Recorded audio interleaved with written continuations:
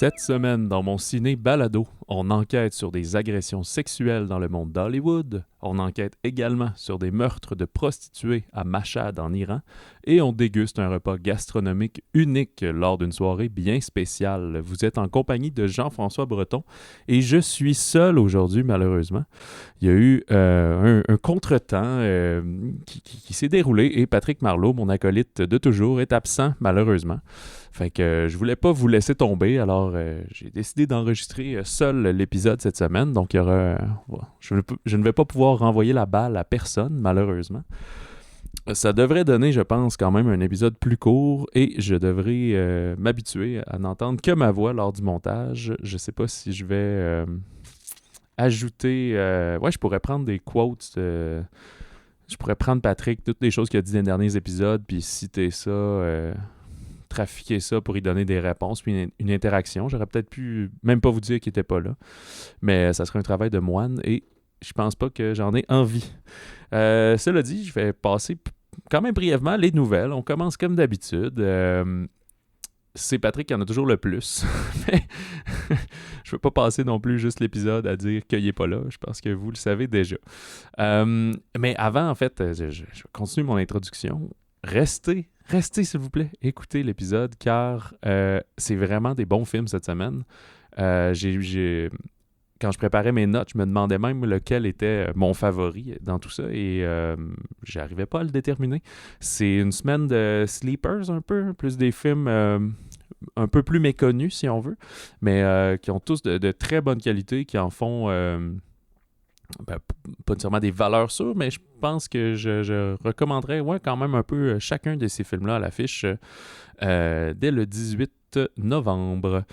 En nouvelles, on en a parlé. Ça a pris l'affiche il y a 2 semaines. Ouais, tu te souviendras de moi, qui a dépassé les 500 000 $ au box-office après 2 semaines d'affiche. J'ai pas vu les derniers chiffres, même ça doit probablement avoir atteint le 600 000. En fait, ça avait dépassé le 500 000 après la fin de semaine, donc il faudrait ajouter les journées de lundi à jeudi à tout cela. Fait que ma prédiction est bonne. En tout cas, ce film-là devrait tout le moins passer le $1 million, à moins que son succès se freine dramatiquement, mais je ne penserais pas. Peut-être même ça va se rendre à 1,5 million. Si plusieurs cinémas arrivent à le garder à l'affiche pendant le temps des fêtes, ça devrait aider, mais il reste encore un bon 5 semaines d'écran. Évidemment, il ne jouera peut-être plus 4-5 fois par jour, là, mais c'est en bonne route pour franchir le $1 million. Et autre nouvelle qui est en lien avec plusieurs thématiques que des films dont je vais vous jaser, dont je vais discuter plus tard. Brendan Fraser, qu'on verra prochainement dans The Whale, La Baleine, le 23 décembre, il va boycotter les Golden Globes. C'est-à-dire que s'il y a une nomination pour The Whale, il ne s'y présentera pas. Il avait déclaré en 2018 que l'ancien président de la Hollywood Foreign Press Association, Philip Burke, l'avait tripoté là, en 2003. Fait que, c'est ça, j'ai essayé de traduire. Je pense que c'était pas grabbed, en tout cas. Fait qu'il avait fait des genres d'attouchements. Là, il s'était essayé sur lui en 2003. Puis c'était une des raisons qui avait conduit à son départ d'Hollywood là, dans sa dépression. Fait qu'il avait déclaré ça en 2018. Puis, tu sais, le Hollywood Foreign Press Association, le HFPA, c'est eux qui organisent les Golden Globes, en fait, qui est donc le prix qui est remis par les critiques. Puis il avait fait pas grand-chose avec tout ça. Fait que lui, il considère qu'il n'a pas été éduqué en hypocrite, donc il veut rien savoir avec eux. Ils n'ont pas le droit de deuxième chance. En fait, en le dénonçant, il espérait, je pense, là, c'est moi qui paraphrase, là, il espérait qu'il le mette dehors ou quoi que ce soit, mais ça n'avait rien fait. Cela dit, évidemment, Burke nie ses faits, mais il a été suspendu en 2021, mais c'est pour des remarques racistes envers le mouvement Black Lives Matter. Fait que ça va pas bien du tout pour les Golden Globes. Et je dois avouer que je ne savais pas ça du tout.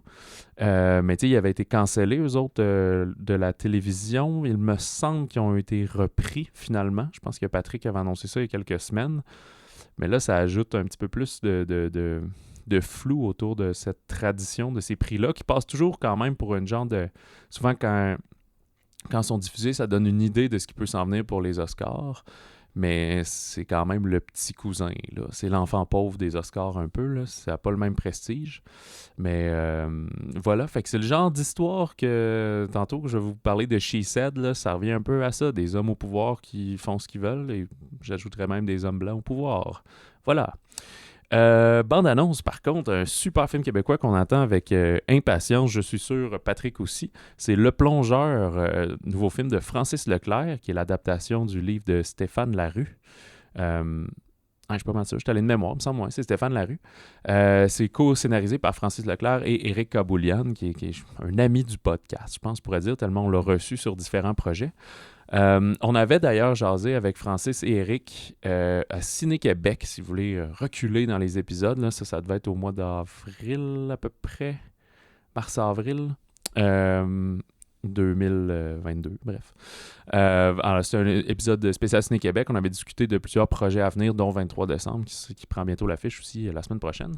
Fait qu'on voit la bande-annonce finalement du plongeur. Alors, c'est pas un plongeur scaphandrier, mais bien un laveux de vaisselle ici. Et c'est un roman vraiment, bon, je sais pas si c'est un best-seller, là, mais un roman à succès de Stéphane Larue qui était une phase de sa vie où il étudiait en art visuel.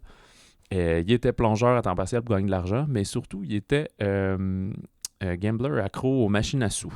Alors, ça paye, il passait là-dedans, alors que c'est un jeune homme d'à peu près 18 ans, 18-19 ans qui se cherche. Et le rôle titre va être joué par Henri Picard, qui est le fils de Monsieur Luc Picard. Voilà, fait que ça prend l'affiche, on dit février 2023. Alors, laquelle des fins de semaine, on ne le sait pas encore. Mais très bonne bande-annonce. Francis Leclerc est aussi un excellent comme technicien, là. Je trouve que c'est dans les réalisateurs québécois qui fait les plus belles shots, là, genre sa mise en scène et tout. C'est super. Puis de mémoire, il me disait qu'ils ont travaillé aussi une bonne partie du budget qui est pour la musique. Fait que c'est pas de la musique originale, c'est vraiment des grosses tunes parce que c'est ce qu'on voit dans le roman aussi. Là, je peux braguer. Là, c'est un des rares livres que j'ai lu de ma vie. Et, disons récemment. Là. Et c'est une bonne brique quand même, un genre de 500 pages. Là, fait que c'est le running gag avec mes amis. Là. Certes, je l'ai lu, mais ça m'a pris genre 8 mois. Là. C'est pas que je lis pas vite, c'est que je lis pas souvent. Et fait que, oui, c'est ça, il y a beaucoup de relations avec la musique dedans. Parce qu'il fait des mixtapes avec une fille qui aime bien au restaurant, des choses comme ça avec ses amis. Et le film se déroule dans le début des années 2000 à peu près. Fait que ça va être semi-rétro là, comme film. Et fait qu'ils ont vraiment travaillé pour acheter les droits de ces tunes-là là, de Iron Maiden et autres grands succès rock. Alors, on en discute avec eux dans cet ancien épisode, mais le plongeur prendra l'affiche en février. Et un autre teaser, évidemment, il y a un film de Disney qui prend l'affiche la semaine prochaine, donc pourquoi ne pas mettre la bande-annonce de leur prochain projet? On en avait jasé, je pense que c'était après le grand sommet des films de Disney qui annoncent tous leurs projet à venir. Là. Si on avait eu ça cet été, c'est Elemental. Alors, c'est dans le moule des grands blockbusters, donc on a simplement une pré-bande-annonce, un teaser. Le film va prendre l'affiche au mois de juin. Alors, Elemental, c'est avec les éléments, feu, eau, terre, etc. On avait juste avant le pitch, là, comme le petit synopsis, puis je me demandais comment ça allait être une nuance avec Inside Out ou quelque chose comme ça. Déjà qu'on a annoncé aussi un Inside Out 2.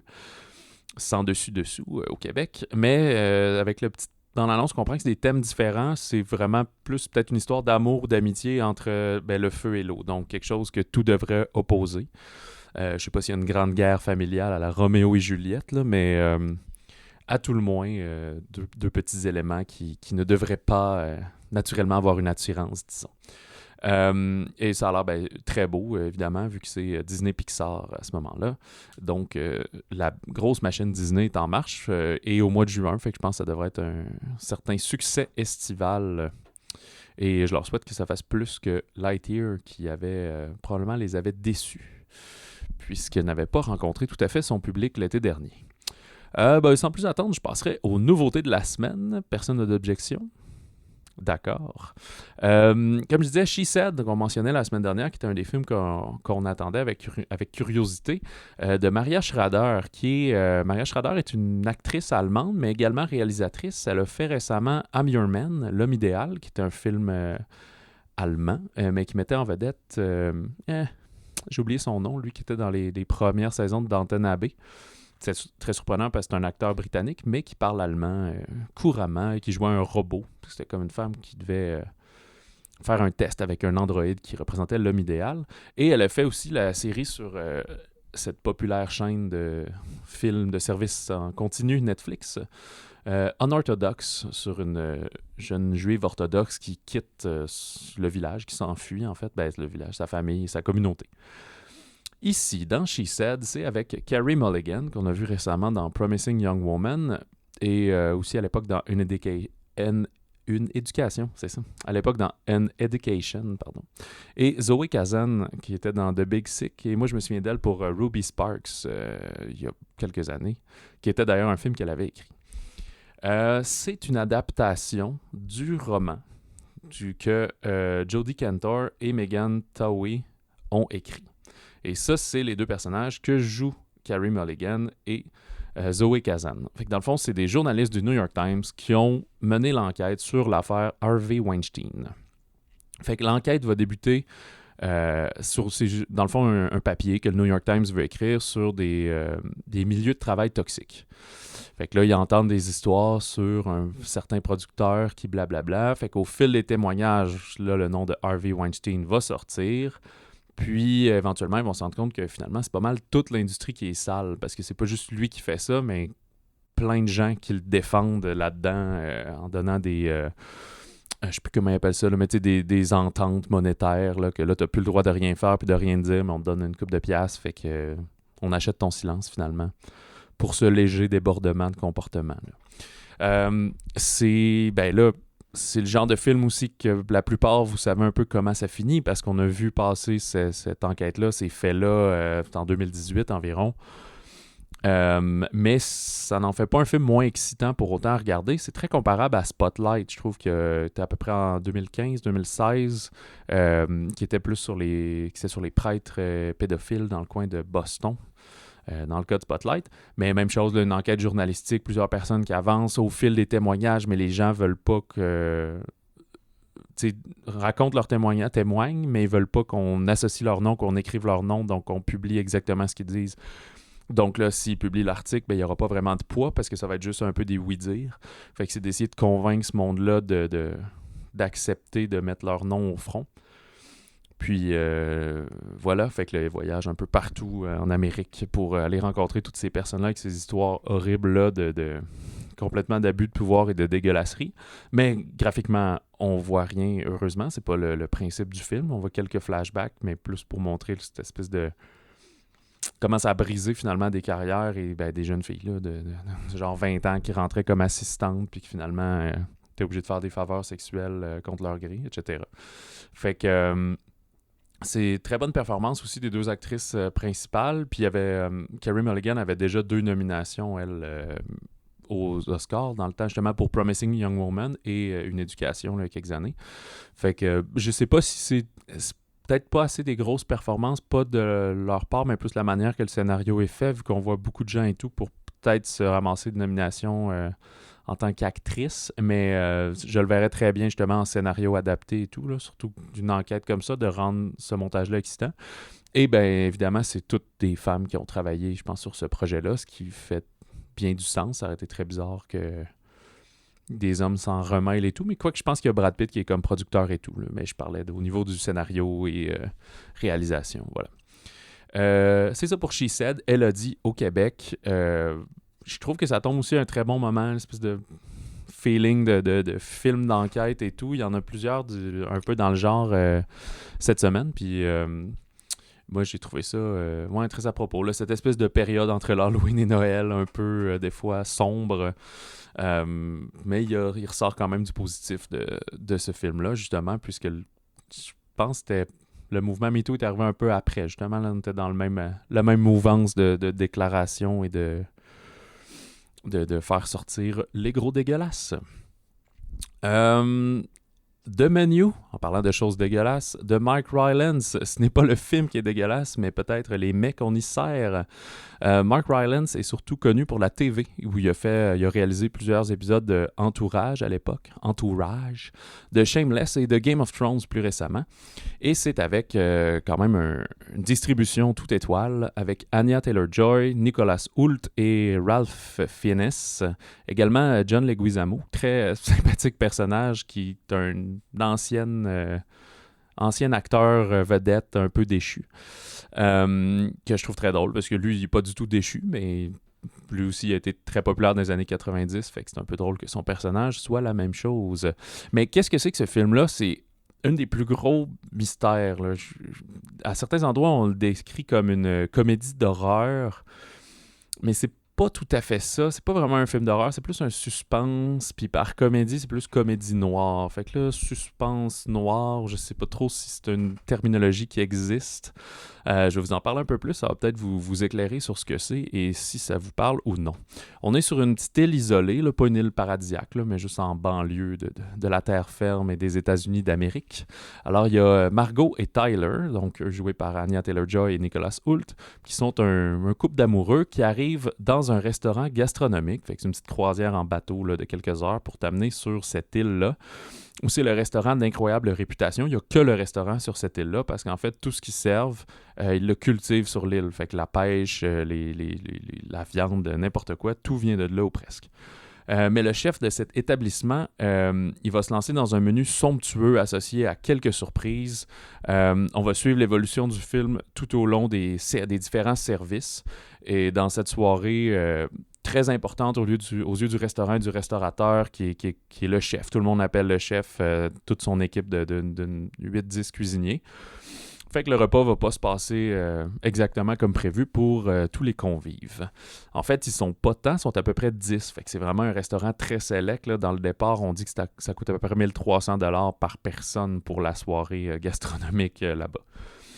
Fait que c'est ça me fait penser, il y a un côté très, c'est ça, comédie noire, satire sociale, un peu à la Sans fil, Triangle of Sadness de Ruben Östlund qui est à l'affiche en ce moment, mais il y a plus le côté suspense que ce qu'on voit là-dedans. Au même titre qu'on avait eu il y a quelques mois, je me souviens que Patrick avait bien aimé Barbac, qui était un film français avec des bouchers qui se mettaient à tuer des véganes puis les servir dans leur boucherie. Là, on était vraiment dans la comédie d'horreur, comédie noire, mais moins le ton de suspense. Ici, on l'a beaucoup plus. Il n'y a pas tant de blagues. On esquisse quelques sourires. D'ailleurs, les deux auteurs, Seth Rice et Will Tracy, ont écrit beaucoup pour le John Oliver et le Seth Meyers Show. Puis je pense, si j'ai bien compris, ils ont écrit pour The Onion aussi, là, le site qui fait tout le temps des fausses nouvelles là, de grands titres par rapport à des blagues, tout simplement. Là. Fait qu'il y a un peu ce ton-là là-dedans là, de rire d'une situation qu'on tourne à l'extrême. Fait que c'est ça. Fait que c'est pas horreur comme graphiquement tant dégueulasse où il utilise pas un tueur fou, des affaires. C'est pas la trame d'un film d'horreur classique. C'est pour ça que c'est plus suspense parce qu'on se demande qu'est-ce qui va arriver. Et je pense pas que ça cache rien, mais c'est pas non plus un film à twist là, comme un Shyamalan. Là, si on pense à Old récemment, là, la plage, que tout le monde va là, mais il se passe des choses étranges. Il n'y a pas une affaire qu'on va essayer de deviner tout au long du film nécessairement. Les services s'enchaînent, l'histoire avance bien, puis on va suivre l'avancement des péripéties sans trop se poser de questions. Puis c'est bien correct de même. C'est un film qui est aussi distribué par Fox, mais c'est dans la branche Fox Searchlight, qui sont l'espèce de côté artistique que Fox avait et que Disney, quand ils ont tout racheté ça, ont conservé. Fait que on voit ce côté-là. Donc c'est pas le film d'horreur ou le suspense complètement générique. Ça serait à mi-chemin entre un blockbuster puis un film de A24, là, à peu près, si on veut. Fait qu'on s'énerve pas trop avec juste mettre des plans esthétiques puis des shots qu'on n'a jamais vus, mais c'est plus un film d'histoire, si on veut, là, de vraiment qu'est-ce qui va se passer puis des motivations des personnages. D'ailleurs, personnage très intéressant, celui de Ralph Fiennes, qui est le chef très strict et très droit, que d'ailleurs, les deux auteurs ont dit que rapidement, quand ils écrivaient le récit, c'était comme lui qui avait en tête pour sa voix et tout. Fait qu'ils ont été bien contents que finalement, il accepte. Là. Ben, c'est pas eux qui ont réalisé, mais après, au niveau de la production et tout, que lui accepte de prendre le rôle du chef.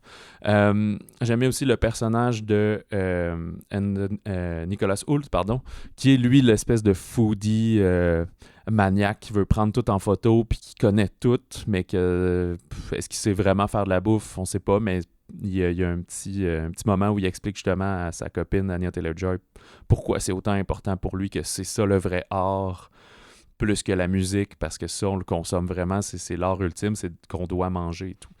Et le personnage principal, quand même, c'est celui de Marco, joué par Anya Taylor-Joy, qui, elle, est un peu là pour suivre son chum, elle en a un peu rien à foutre en même temps, elle trouve ça cool, mais sans plus. Fait que je pense qu'on est quand même un peu à travers ses yeux pour se retrouver à cet endroit-là très hautain avec des assiettes hors de prix, comme on disait. Initialement, fun fact, c'était Emma Stone qui était attachée au rôle principal, puis Alexander Payne à la réalisation, mais là, avec le déplacement, le temps que le film se fasse réacheter, c'est pas lié à COVID, là, juste un traditionnel premier nom attaché, puis finalement, le film est tourné 3 ans plus tard, fait que il avait changé, mais on cherchait quand même une vedette, une jeune vedette établie pour le rôle principal. Ben, j'ai pas envie d'en parler davantage parce que je voudrais pas comme divulgacher, je voudrais pas spoiler rien pour vous face à l'intrigue ou quoi que ce soit, mais j'ai bien aimé ça. C'est comme je dis, n'y allez juste pas dans l'attente d'un grand film d'horreur qui va vous faire peur. Là. On est passé l'Halloween, il n'a pas un petit bout de ce genre de film, j'ai l'impression que ça va aller en janvier, là, vraiment la prochaine gamme horreur. C'est vraiment plus comme un suspense à ce moment-là qui... suspense et satire, comme j'ai dit. Voilà. Un autre genre de suspense qui, lui, se prend beaucoup plus au sérieux, c'est Les Nuits de Mashhad, ou plus connu sous son nom anglais international, là, Holy Spider. C'est de Ali Abazi. Et c'est spécial parce que c'est un film qui se déroule en Iran. Et Ali Abazi, c'est un nom très, très iranien. Mais on pense pas à lui pour ça parce que son précédent film, qui l'a peut-être le plus fait connaître, c'est Border, sorti en 2018, qui est en fait un film suédois. Et là, je comprenais comme pas qu'est-ce qui se passait. Et il a une carrière, ma foi, très intéressante. Alors, Ali Abazi est né à Téhéran, en Iran, puis à peu près en 2002, il est allé en Suède pour étudier l'architecture, puis par la suite, vers 2007, il s'est mis à étudier le cinéma. Fait que c'est pour ça que son premier film, Border, il l'a fait pour la Suède. Il avait d'ailleurs remporté le prix Un certain regard à Cannes, dans la catégorie Un certain regard. En 2018, ça avait même représenté la Suède dans l'Oscar international, mais ça n'avait pas été retenu finalement. Donc ici, Les Nuits de Mashhad, c'est une production danoise, coproduction en fait, danoise, Allemagne, France et Suède. Fait que absolument pas iranienne. J'ai oublié de chercher, en fait, j'ai présumé que ça s'est passé là-bas, que ça a été tourné là-bas, mais ça se peut qu'il ait tourné ça ailleurs parce que ça fait partie de l'intrigue du film aussi. Les mœurs sont différentes là-bas, puis on pense aussi à Jafar Panahi, qui est un cinéaste iranien qui a été arrêté, je pense, à l'automne ou à la fin de l'été, parce que genre pour trahison à cause de ses visions politiques dans ses films et tout, alors qu'il est contre les idéologies du pays et les mœurs religieuses. Fait que ouais, je pense pas que l'Iran aurait financé un tel film, mais qu'en est-il? Ce film, j'arrive au synopsis, on est à Mashhad, donc en Iran, et on va suivre un père de famille qui est apparemment sans histoire, mais qui va se sentir investi de la mission divine d'éradiquer le vice dans sa communauté, donc en assassinant des prostituées. Et parallèlement, comme les spéculations grandissent dans le pays avec cette hausse de meurtres-là non résolue, la journaliste Arezzo Rahimi va venir séjourner à Mashhad pour enquêter sur l'affaire. Sauf que, justement, elle craint que, puisque c'est des femmes prostituées qui sont un peu des espèces de parias que tout le monde se fout, elle pense que la police ne fera pas vraiment d'efforts pour arrêter ça. Fait que ça va venir un petit peu au sein du film. C'est pas une twist Colombo, là, parce que vu qu'on voit le tueur dès le début, mais c'est que parallèlement, on va voir évoluer le tueur puis essayer de comprendre c'est quoi ses motivations ou même des contradictions, en fait, qui l'habitent. Puis, on va voir évoluer, elle, la journaliste, qui veut remonter jusqu'à la source pour essayer de démystifier cette série de meurtres. Donc, au fond, de résoudre l'enquête. Et elle va être confrontée à comme toute cette espèce de masculinité, oui, toxique, là, mais c'est pas vraiment ça le point, là, plus de comme la société, en fait, patriarcale, puis comment une femme seule d'une trentaine d'années est un peu moins que rien là-dedans. Là. Fait qu'il faut qu'elle soit accompagnée tout le temps d'un autre journaliste pour aller sur des lieux, pour faire quoi que ce soit. Sinon, on veut même pas y louer rien. C'est super mal vu. D'ailleurs, tu sais, je gâcherai pas tout, je vais laisser le deviner, mais la méthodologie du tueur est quand même assez liée avec justement les mœurs. Fait que c'est très intéressant. C'est un film qui est 13 ans et plus violence. Fait que cœur sensible, les meurtres sont quand même graphiques. Là. On montre les choses qui se passent. C'est sûr, en tout cas, c'est pas du démembrement et tout. Là. C'est pas gore, mais on voit des gens souffrir un peu. Fait que allez-y, sa chance-là. Ça a été en compétition à Cannes en 2022 et d'ailleurs, l'actrice qui joue la journaliste, donc Zahra Amir Ebrahimi, a remporté le prix d'interprétation féminine. C'est vraiment intéressant de voir et le tueur et c'est pas une policière parce que les policiers c'est pas mal des hommes bons à rien comme on dit là-dedans qui laissent un peu aller en disant tout le temps c'est juste des putes là, on s'en fout t'sais. Fait que mais en même temps c'est très contradictoire parce que ces prostituées là il y a plein d'hommes qui engagent leur service toutes les nuits au final. Fait que tout ça pour dire que c'est un langue très intéressant puis ça m'a rappelé beaucoup vraiment des grands films de suspense. Là. Je pensais à Prisoners ou même Le silence des agneaux. C'est pas le même genre de récit, c'est pas monté de la même manière, mais c'est vraiment un très bon film, un très bon suspense policier autour d'une enquête pour meurtre et tout.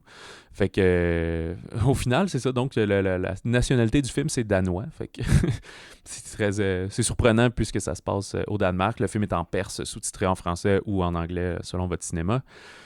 Je serais vraiment pas surpris. Je sais pas si ça a été annoncé, là, mais que ça soit le film qui représente le Danemark pour les prochains Oscars pour le film international. Surtout qu'il y a déjà une visibilité à l'international. Fait que d'habitude, c'est assez logique, là, à moins qu'il y en ait un autre film avec autant de punch, si on veut, à présenter. C'est plus dur. C'est probablement le film le plus raide là, de cette semaine, si on veut, le plus dur. Mais c'est un de mes préférés parce que c'est très, très bien fait, voilà. Dans les pas le mélodrame, mais un drame familial, Couleur de l'incendie de Clovis Cornillac, qui nous a offert C'est magnifique il n'y a pas si longtemps. Couleur de l'incendie, ça met en scène Léa Drucker, que, c'est drôle, était dans Jusqu'à la garde. Et si vous avez écouté notre émission spéciale sur Chien blanc avec Anaïs Barbeau-Lavalette, elle parlait de Denis Ménochet, qui joue dans Chien blanc, et qu'elle avait découvert dans Jusqu'à la garde. Et bien voilà, c'était... puis je m'étais mêlé, je pensais que c'était un autre film avec Bérénice Bejo, mais non, c'était avec Léa Drucker. Il y a aussi Benoît Poelvoorde, qui est un acteur qui n'a plus besoin de présentation. Clovis Cornillac joue aussi dans le film. Olivier Gourmet, Alice Izaz. Avant de dire le synopsis, on va présenter un peu c'est quoi Couleur de l'incendie. C'est en fait le deuxième volet. C'est d'abord des romans. C'est une trilogie de romans écrite par Pierre Lemaître, un auteur français, qui s'appelle Les enfants du désastre. Fait que ça, c'est les 3 volets. Le premier, qui s'appelait Au revoir là-haut, qui a été écrit en 2013, avait gagné le Goncourt, donc un des plus prestigieux prix en écriture, et avait été adapté au cinéma en 2017 par Albert Dupontel. Il avait d'ailleurs gagné 5 Césars cette année-là, donc dont celui de la meilleure réalisation pour Dupontel et de la meilleur scénario adapté pour Dupontel et Lemaître. Fait que donc Pierre Lemaître a un César en scénario et un Goncourt en écriture, alors c'est pas un auteur piqué des vers, voilà.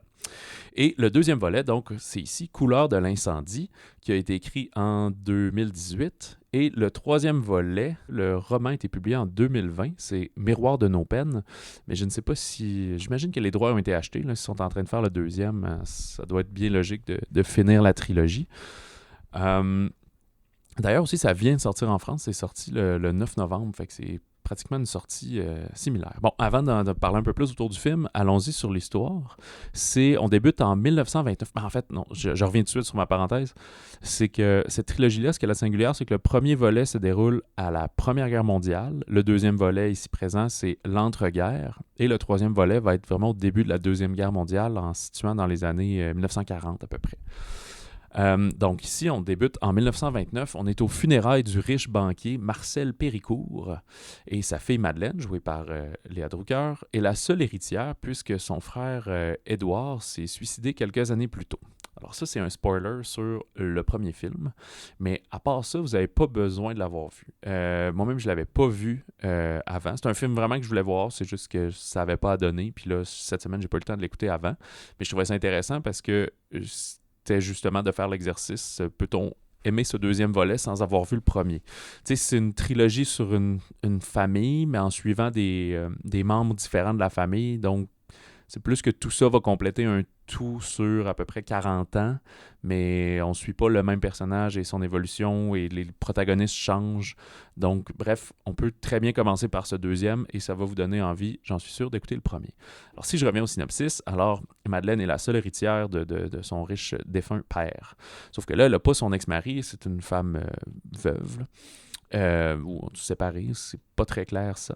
Mais elle va devoir prendre seule la tête des affaires de son père. Fait qu'elle va recevoir des conseils de son oncle, qui est le peu scrupuleux Charles Péricourt, qui est joué par Olivier Gourmet, et d'un autre riche en devenir, Gustave Joubert, joué par Benoît Poelvoorde.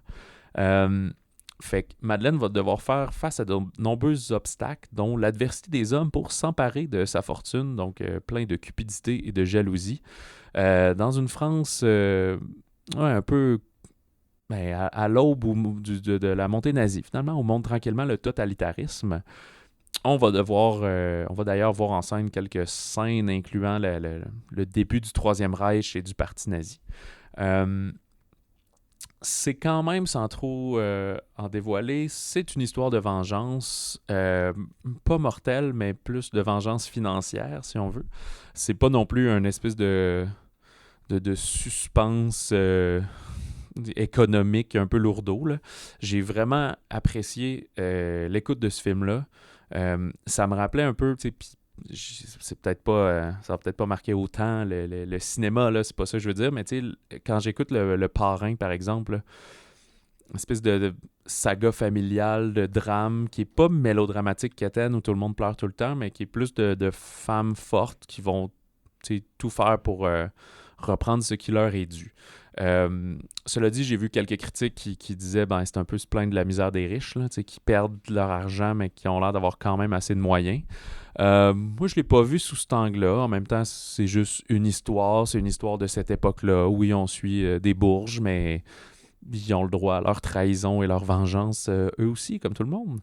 Fait que, ouais, j'ai vraiment bien aimé, puis ça m'a vraiment donné envie de voir le premier, qui, je pense, avait une réalisation beaucoup plus flyée, là, du côté de Dupontel, là, qui fait toujours ça dans ses réals.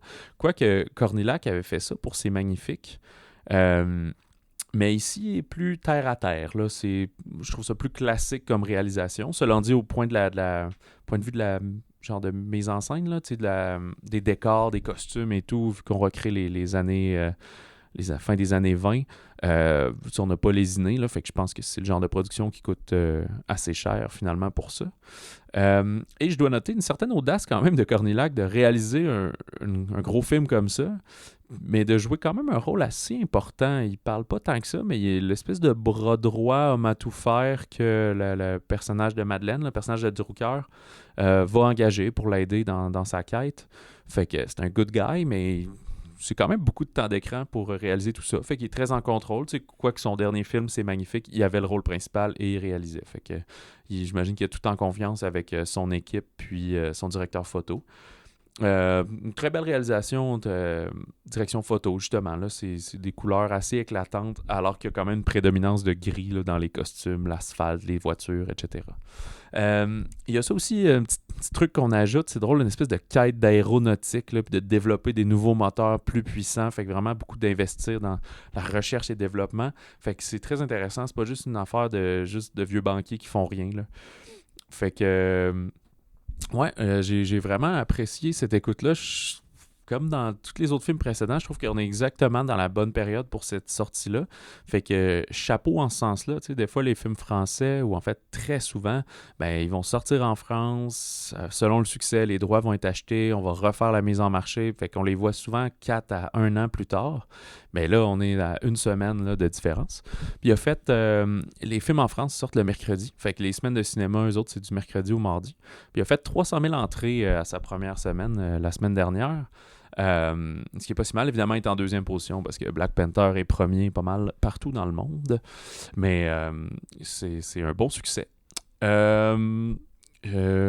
Voilà, ça va pour Couleurs de l'incendie, qu'on dit toujours les couleurs de l'incendie, mais c'est bien Couleurs de l'incendie. Et le dernier film cette semaine que je vous propose, beaucoup plus léger, Chronique d'une liaison passagère de Emmanuel Mouret. Et d'entrée de jeu, je dois m'en confesser, je sais vraiment qui est Emmanuel Mouret, puisqu'il sort un film à peu près aux 3 ans, mais c'est le premier que je vois, ça a juste... Je sais pas, jamais à donner. Le dernier qu'il avait fait, c'était Les choses qu'on dit, les choses qu'on fait. Je pense que c'était... au printemps dernier. Ouais, ça fait pas si longtemps, mais lui, sa sortie avait été reportée à cause de vous savez quoi. Et avant ça, il y avait eu Mademoiselle de Jonquière, mais dans ses plus connus, il y a Un baiser s'il vous plaît, que je me souviens d'avoir vu l'affiche mi-2000 à peu près. Ici, on est avec Sandrine Kiberlin et Vincent Macaigne, qui sont en fait de toutes les scènes et pratiquement de tous les plans. Chronique d'une liaison passagère. Quel genre de liaison? Eh bien, au cours d'une soirée, Charlotte, qui est une mère célibataire, va rencontrer Simon. Donc, les deux joués par Kiberlin et Macaigne. Simon, lui, qui est un homme marié. Mais ce nouveau couple va s'engager à se voir uniquement pour le plaisir, sans rien éprouver d'autre. Donc, une relation d'adultère, mais aussi d'amitié. Pour eux, cette relation sans avenir va quand même être bouleversée quand des sentiments nouveaux vont inévitablement apparaître. Ça a également été présenté à Cannes en 2022, comme, c'était quoi, Machad, je pense, c'est ça que j'ai dit précédemment. On voit jamais la vie à l'extérieur. On voit juste eux quand ils sont ensemble. Fait que ça fait qu'on le sait que c'est une relation d'adultère, pas pour elle, mais pour lui. Mais pour nous, c'est comme présenté, c'était sa relation principale. T'sais. Puis le but du film, c'est pas de dire c'est correct ou c'est pas correct de tromper sa femme, son mari, etc. C'est juste que ça arrive. Fait que voici l'histoire de ces deux personnes-là.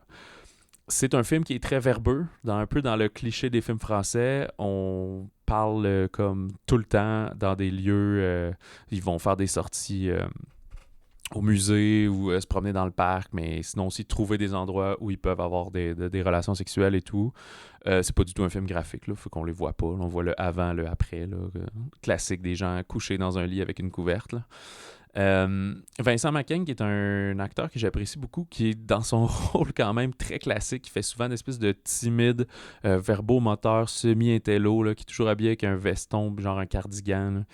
Fait que, peut-être que juste avec cette description-là, vous le revoyez, là, il a les cheveux mi-longs, puis une grosse barbe un peu mal entretenue, puis il joue ce quarantenaire-là un peu classique. Mais c'est un film de dialogue, c'est vraiment très sympathique. Je dois avouer que le titre est un peu rébarbatif, là, moi je trouve, là, ça a l'air vraiment lourdeau, mais c'est très digeste, c'est une romance qui est à la fois drôle et mélancolique. C'est un film qui est très séduisant, qui met en scène, ces deux amants qui se promettent de jamais tomber amoureux, mais bon, est-ce que l'un ou l'autre va finir par évidemment ne pas être capable de tenir ce genre de promesse? Fait que c'est un peu ça comme je disais au départ, la relation va être vouée à un succès ou à un échec malgré leurs envies. Elle peut pas rester neutre, même si c'est ce que tu voudrais, parce que il y a l'effet de nouveauté qui fait que c'est tellement plaisant que il veut toujours être avec. Même chose, les deux ils ont des enfants, tous les deux. Fait qu'on les voit jamais, ces enfants-là. On en entend parler, mais on voit vraiment que ces deux-là. Eh ben, il y a peut-être comme 4-5 autres personnes qu'on voit dans le film, évidemment. Là. Des fois, ils se retrouvent à 3 avec d'autres gens, mais on voit pas leur autre vie personnelle, leur vie au travail. Ah oui, on voit un peu celle de Macaigne à son travail, qui est encore plus spéciale. Il est comme spécialiste pour encadrer les femmes enceintes, là, comme des espèces d'exercices de yoga, puis de choses qu'on fait en couple, en préparation pour se reconnecter avec son corps, puis... c'est pas un accompagnateur à la naissance, là, mais dans le processus de la grossesse. Fait que c'est à ce moment-là le film le plus léger du week-end. J'ai pas noté d'autres sorties parce que je crois que c'est suffisant. Surtout que avec ce petit imbroglio de dernière minute, ben, je me suis farci pas mal de films à moi seul, alors que des fois on se les sépare, Patrick et moi. Voilà. Alors, désolé, j'espère que vous avez quand même apprécié l'épisode, même si ce n'est que moi en bon automne. Et la semaine prochaine, grosse sortie parce que c'est Thanksgiving aux États-Unis. Donc, 3 films là, qui prennent l'affiche mercredi. Bones and All de Luca Guadagnino, qui a l'air aussi une espèce de romance suspense horreur riche là, de semi-cannibale avec Timothée Chalamet. Disney qui présente Avalonia. Et un film historique et de guerre, Devotion, un autre film d'aviation là, suite à Top Gun. Fait que ça prend l'affiche mercredi. Nous, on va vous en parler quand même vendredi prochain, comme à l'habitude. Et il y a également 23 décembre, le film de Noël québécois de Myriam Bouchard avec un scénario de India Desjardins qui travaille depuis une bonne secousse et qu'on en discute d'ailleurs avec India dans notre fameux épisode de Ciné-Québec. Fait que 2 raisons d'aller réécouter cet épisode-là si vous voulez. Fait que pour parler de 23 décembre en amont et pour parler du plongeur. Fait que ça va prendre l'affiche le 25 novembre. D'ici là, comme d'habitude, écrivez-nous au balado au singulier à commercial-monciné.ca et procurez-vous gratuitement le magazine Mon Ciné qui est disponible en version numérique ou physique dans votre cinéma favori de la province. Et s'il n'y est pas, ben demandez-leur de nous contacter. Visitez le monciné.ca pour plus d'informations.